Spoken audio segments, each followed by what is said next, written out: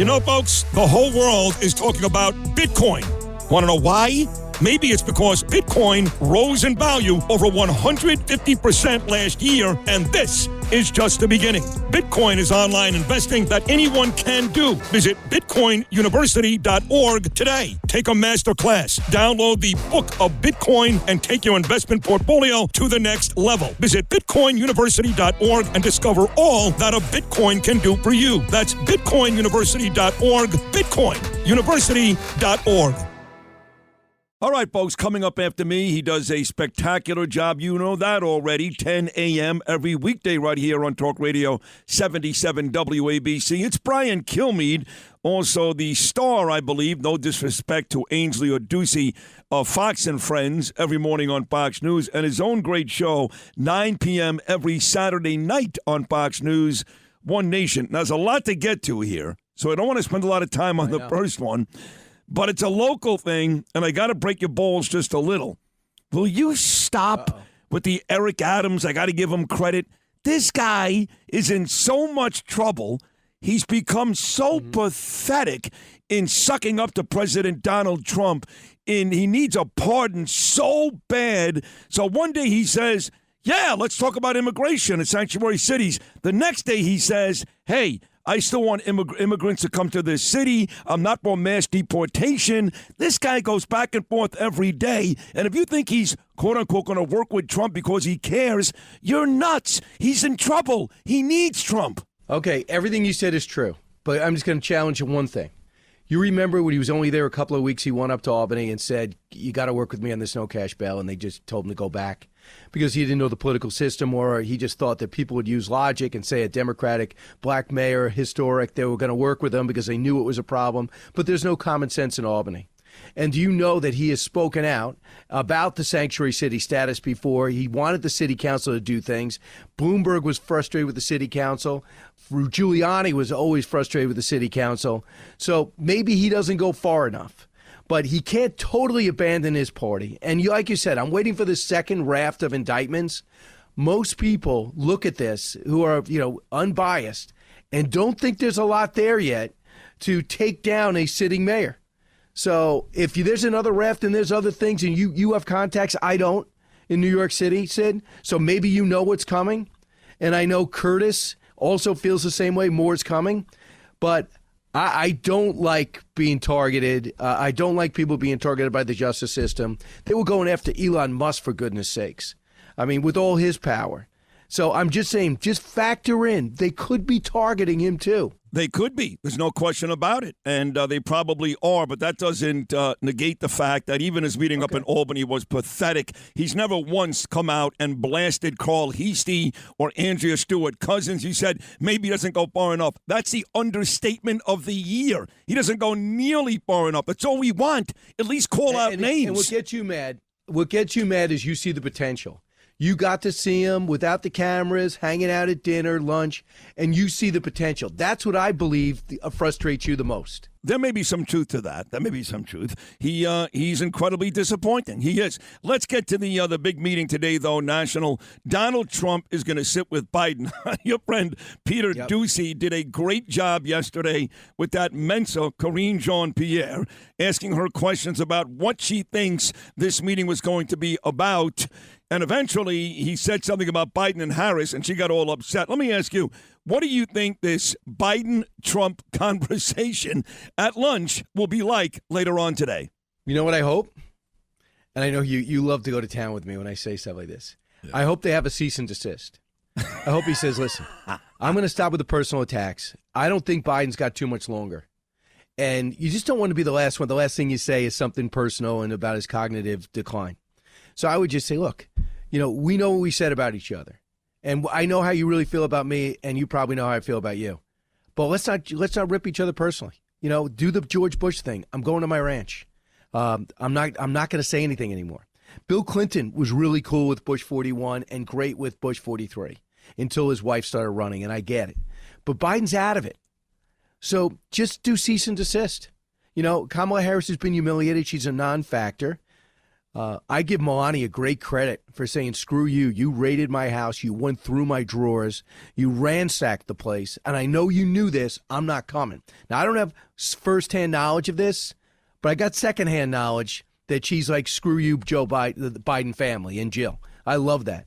But for both leaders, Biden, you notice that he's basically given up.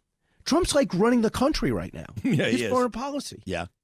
No, Biden's furious. How do you feel about that? How do you feel about it? Do you think I'm right, or you think they're just going to keep ripping each other? No, I think you're right. I mean, look, Biden, I think at this point actually dislikes the people in his own party, including his vice president, Obama, and the rest of them more than Trump. So there are two things at play here. One, he's on his way out. Two, between him and the VP, it was an incredibly embarrassing couple of months. And three, I think he's got more disdain for his own party than Donald Trump. But let's get to Trump's picks here, because this is what folks are talking about every day. And the big one this morning is a colleague of yours, a guy that I know. I like him a lot, but you know him a lot better than I do, Pete Hegseth. Now, yesterday, I had Tulsi Gabbard on this show, and I brought up Secretary of Defense, and she said, look, I can't tell you the talks I'm in with Trump, those details, I wouldn't do that. But I really thought Gabbard had a great shot at Secretary of Defense. It turns out it's your colleague, Pete Hegseth. Folks are going, what? TV guy? Secretary of Defense? Makes sense of all this for me, Brian, please. Yeah, I'll give you an idea. Now, number one, extremely smart. I just did a big shoot with him for the Patriot Awards. I really wasted my Saturday, but that's a little selfish. But a couple of things. If you look at Harvard and Princeton, by the way, he actually earned his way in there, played basketball, and then he signs up for the military, still serving up until a couple of years ago. He was thinking about going Special Forces and leaving Fox a couple of years ago after doing a shoot. And then you realize he just wrote a book, spent 2.5 years studying the Pentagon, and wrote that book. He did all the studying, worked with some experts about the whole woke culture in there. And I'm sure he talks to Trump regularly. They're really good friends. He doesn't trumpet that relationship, but they're really good friends. And I could see him going in there. You get a good chief of staff, and actually a guy that signed up for the infantry out of Harvard. I mean, think about this. He could do anything. He goes, no, like Tom Cotton, give me a gun. So you don't have to tell him about Afghanistan, Gitmo, or Iraq. He's been there. And then he goes to Israel 7 times and does features. Sid, no one loves Israel more than you. Huckabee second. And I put Pete a close third. So, I mean, really understands the history of the region. That you got huge pro-Israel people now in the most powerful spots. I think the other stuff, the logistics, the chief of staff, I mean, I heard, too, with Mattis. Mattis didn't even know how to work the levers of power in the Pentagon. His chief of staff did everything, and then he briefly became the Secretary of Defense. So you put the right people around him who know the mechanics of it, and now all of a sudden the woke culture, white supremacy, white privilege, all that stuff is going to go out immediately. And I like that Trump is also looking into and evaluating admirals and generals. Are you out there trying to win races for Democrats? Are we trying to win wars? So, and stop ripping me, General Milley, General Kelly, General Mattis. So we're going to evaluate you. So that was something that was announced yesterday as well. So, look, he's only got 4 years. He doesn't want to waste any time. Pete is indefatigable. He's got 6 kids. He just moved to Tennessee. He is, he has a divorce situation, so he's not rolling in money. This is pure service. Pure service. There's no ego. This is what was meant to be by the founding fathers. He's given up a huge contract here. And, he's really looked up to. He fills in everywhere for a reason. There's nothing he can't do. And I'm really anxious to see him in that spot. You mentioned the love for Israel. You had me second, which was pretty cool. Thank you. And you had me first. I'm sorry. Mike Huckabee second. Yes, thank you. And a lot of folks, including me, were surprised when Trump did not pick David Friedman again to be his Israel ambassador. What did Friedman do? He helped with the Abraham Accords. He's very, very close with both Herzog and Bibi. He's Jewish. Not so canny guy like you. I love David Friedman. Now, I know what Huckabee brings, and maybe the fact that Huckabee is not Jewish actually makes sense for this job, but I was surprised he did not bring back David Friedman. Were you? Yeah, but Friedman, look, he's not done. He's got 1,000 people to name directly and 4,000 overall. So That's the same thing. Everyone going crazy on the VP pick. I'm like, guys, calm down. Rubio could have a major spot. Burgum could have a major spot. Tom Cotton, if he wanted it, could have had anything. In a couple of years, he'll be running for president, and we'll be in great shake. So there's some great positions left, and advising him. And again, this first phase, some people can only do it for 18 months, and then they come back. It's a dangerous job, man. So. Huckabee's going to be he's not only does he understand Trump, he understands Israel, and I think he can also be a fantastic spokesperson in country. Yeah, no, he is. So, David Friedman's fantastic too. No, they're both great, and Mike certainly represents the Judeo-Christian values. Here's the good news for you, Sid. Yes, Relaxium needs a spokesperson. I know. I saw that. You might be the perfect guy. Well, I was hoping to split the week with Alina Habba after she becomes the press secretary. But one more pick that has a lot of people scratching their heads, and that is Kristi Noem, DHS secretary. I mean, Brian, you know this. 265,000 people this lady's going to be in charge of, from the Coast Guard to the Secret Service to FEMA to all that border stuff. And last we heard of her, she shot the dog. Now, I know she's pretty and Trump likes pretty women, but Kristi Noem, DHS secretary, that one also has a lot of folks scratching their head. I thought she was going to be interior because, I know how much the environment grows up on a ranch, works with Mount Rushmore. He's, fighting all the time with Obama and Biden, this whole thing with the fireworks. So I thought she was going to be perfect for that.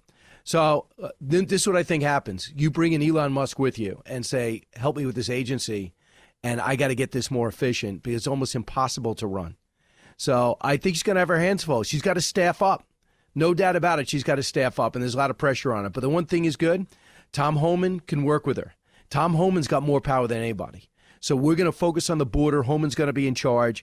That's going to be one thing that Kristi Noem is not really going to have to worry about. She'll have to testify about, but she won't have to worry about.